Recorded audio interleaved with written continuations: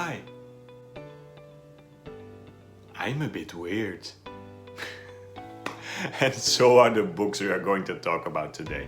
Today we are exploring books that are weird and wonderful and wacky and all kinds of strange. We are diving deep into magical realism and surrealism and going for a deep dive into the rabbit hole. These are books that feel like a fever dream, like an hallucination. It feels like you're looking at a Salvador Dali painting. These are the types of books that when you finish reading them, you stare at the wall for 5 minutes and think to yourself, what did I just read? Now, don't worry, we're not going to dive into the deep end of madness right away. Instead, I'm going to ease you in. I'm going to start with books that are quirky, a bit weird, but still very, very easy to understand. And by the end of this video, we'll end up deep into the marsh of surrealism and things that are not things and that seem like other things and that might be that one thing. You'll see. So, if this video ends up being a bit strange, that's totally normal. Let's go. Now, as always, I will be linking all of the books I talk about down below in the description so you can do your own research. And we start off with a sci-fi classic, The Hitchhiker's Guide to the Galaxy by Douglas Adams. Now, you might know this book and you might think, oh, it is just a humorous, silly sci-fi story, but it is so much more than that. It is a journey into the profoundly surreal. It is not just about the absurdity of the universe and existence, but it also has strange creatures, silly things happening, and, you know, a book and a towel and 42. Douglas Adams has written a classic with this book. It is a journey where he sends logic off into orbit and he plays with space and time in all manners. Even the most mundane, daily and banal thing like a pen or a potted plant or something like that becomes suddenly something very interesting. It is funny, it is weird, and most importantly, it answers the question of the meaning of life. Our next weird and wonderful book is another classic, and you know this one. This is Alice in Wonderland by Lewis Carroll. Now, you might not find this to be a very strange story, but that's because you know the story ever so well. Think on it. Talking playing cards, a smoking caterpillar, a grinning cat, a Mad Hatter who drinks tea with a hare. If this had not been one of our all-time favorites, it would be very weird. Literary-wise, this is an excellent example of what is called the nonsense genre. You follow a rabbit down the hole and things start to happen. It is heavy on the symbolism.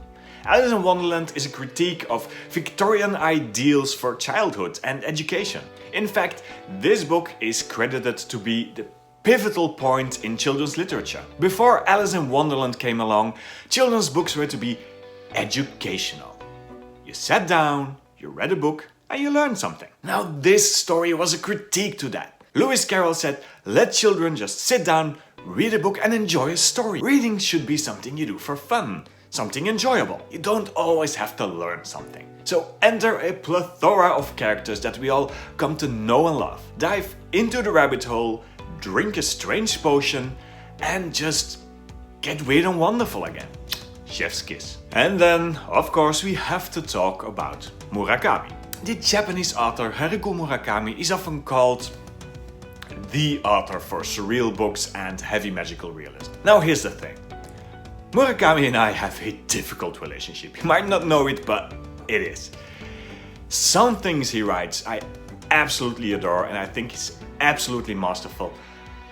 Other things, not so much. Yes, his books are often strange and fantastical and surreal, but that doesn't always make them good books. And the book I want to pitch to you today is exactly that. There are things I absolutely love in this book, but they might not be the things that the author intended me to love. I'm talking about A Wild Sheep Chase. This is the third proper novel by Murakami, and it is his first novel where he starts to ease into the surrealism. This is not one of his weirdest, thank God.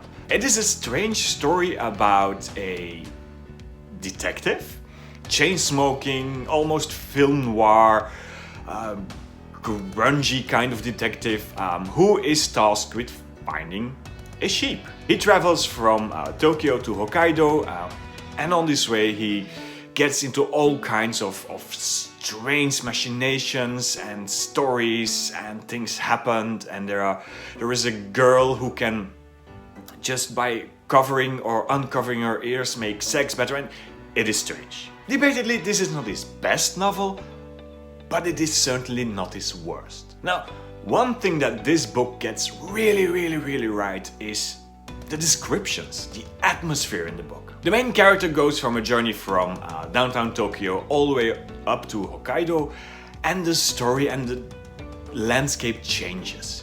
And it is ever so beautifully written. From the very crowded and noisy and smelly downtown Tokyo streets all the way up to the beautiful mountains with crisp air and nature and silence he finds in Hokkaido.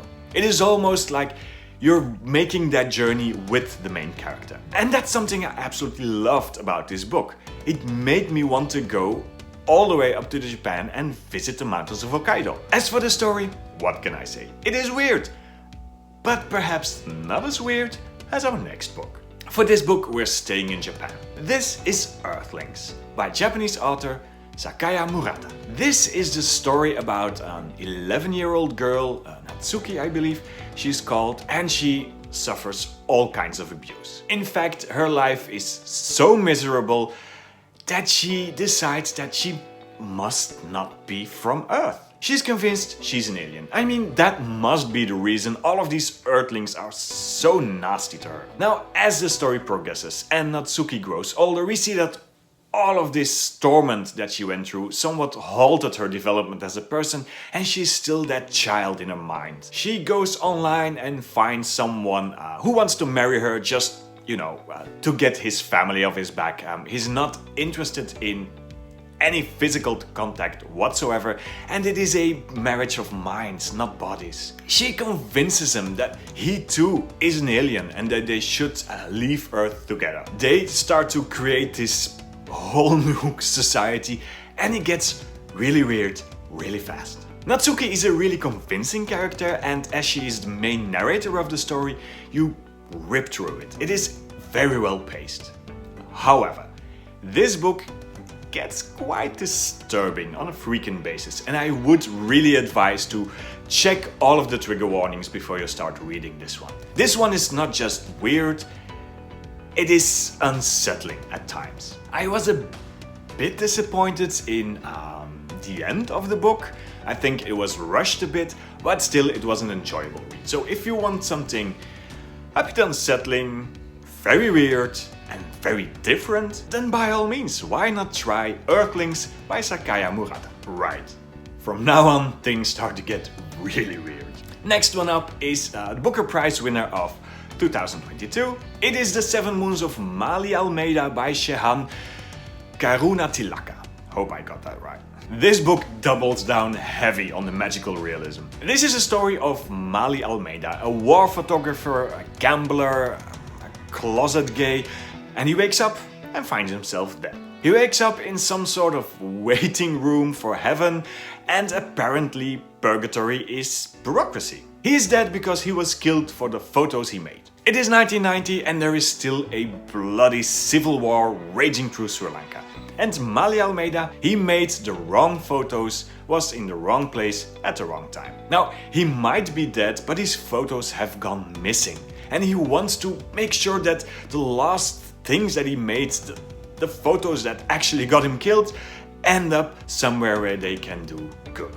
And from here on, we get two worlds, two stories almost. We have the normal world, the Sri Lanka of 1990 that we know from the news and from photographs and from movie clips. It is the world as we know it, with hotels, public transport, people going to their work, just your everyday life. But on top of that, there is another world, a world of demonic beings that try to lure you in, a world of bureaucratic angel-like deities that want to guide you to the light, a world of voodoo and of local magic and mediums and spirits and all that. And while our character Maali Almeida is confined to this strange fantastical world, he wants to influence the normal world.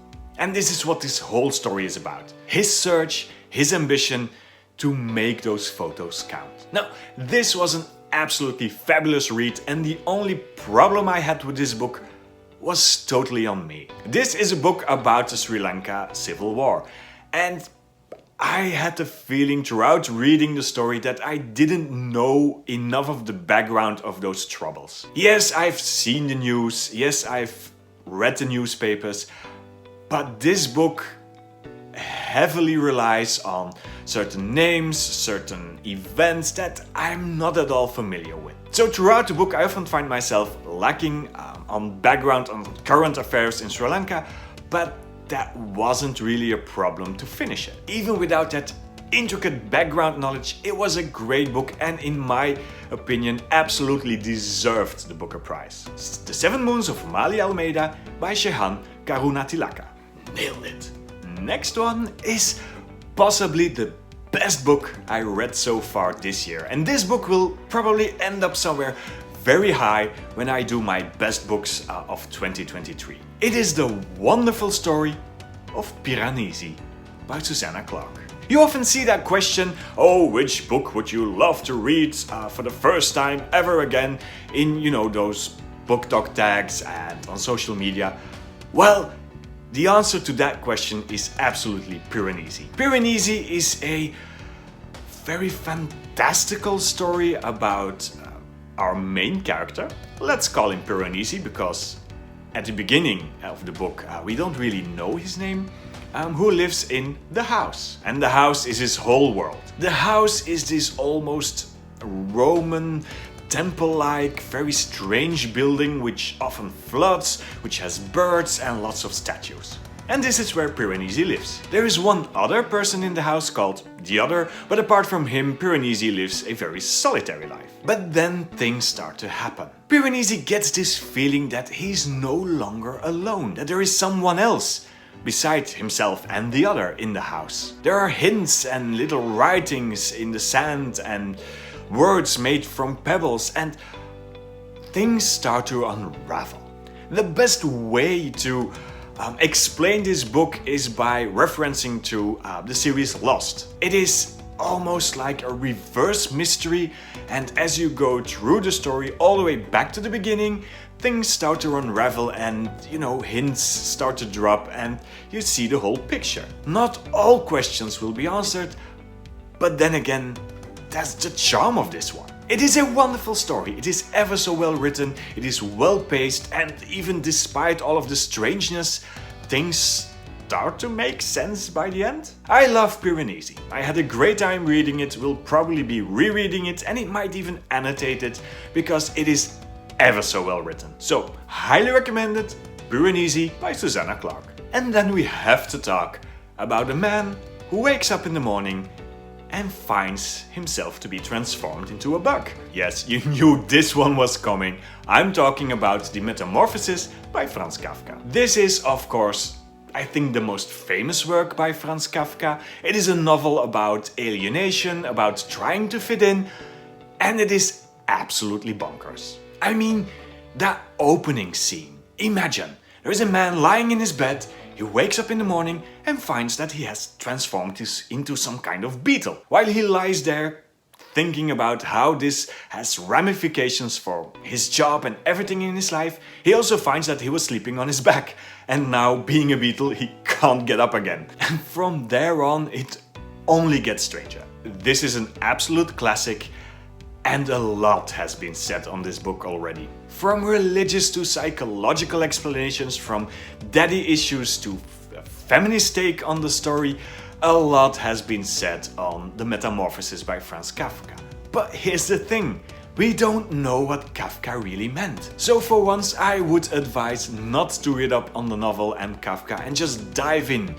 Experience it, especially if it is your first Kafka novel. It is strange, it is not for everyone, but I kind of like it. It is an absolute classic, The Metamorphosis by Franz Kafka. For our last book of today, it gets really strange. You might not know this book, it is by a Belgian author, Peter Verhelst, but it has been translated into English and it is called Tonguecat. Now Tonguecat is a very strange story. It is a story of Prometheus, you know, the titan who gave fire to us humans and was very nastily punished for it. And Prometheus comes down to this world, I guess, our world, where he finds a girl. This girl, Ulrike, whose body makes music, befriends Prometheus and starts to guide him through her town. This is a town of squatters and homeless people and storytelling prostitutes called Tonguecats. Now all through this underbelly of the city and these countercultures, you start to notice that there is a spark of rebellion, a spark that only needs that one last push to ignite. The fires of resistance against the king and the monarchy are smoldering, and then Prometheus arrives. The story is told from the perspective of many different characters, and none of them are reliable. The story isn't necessarily told chronological, and it is really strange to read. The only advice I can give for this book is to not overthink it. Just go with the flow and experience it. Allow yourself to come out at the other end and breathe again. Just remember it all as the feverish dream it is. Because despite all of the strange imagery and all of the nonsense and heavy surreal landscape, there is this one thing that this book is. It is feverish. You can feel how the resistance and the rebellion build up to a point that both the book and the story are threatening to burst from their seams. This book is quite your experience. So, if you want to challenge yourself, if you want something totally different, if you want something totally surreal, Tonguecat by Peter Verhelst is the book for you. And now I want to hear from weird old you. What strange books have you been reading, or should I absolutely read? Let me know down below in the comments and we'll talk strangeness no more. That's enough weirdness for me. Thank you ever so much for watching. If you haven't done so already, do boop that like button, do subscribe, and I'll see you next time. And in the meantime, if you need some less weird recommendations, you can always go here.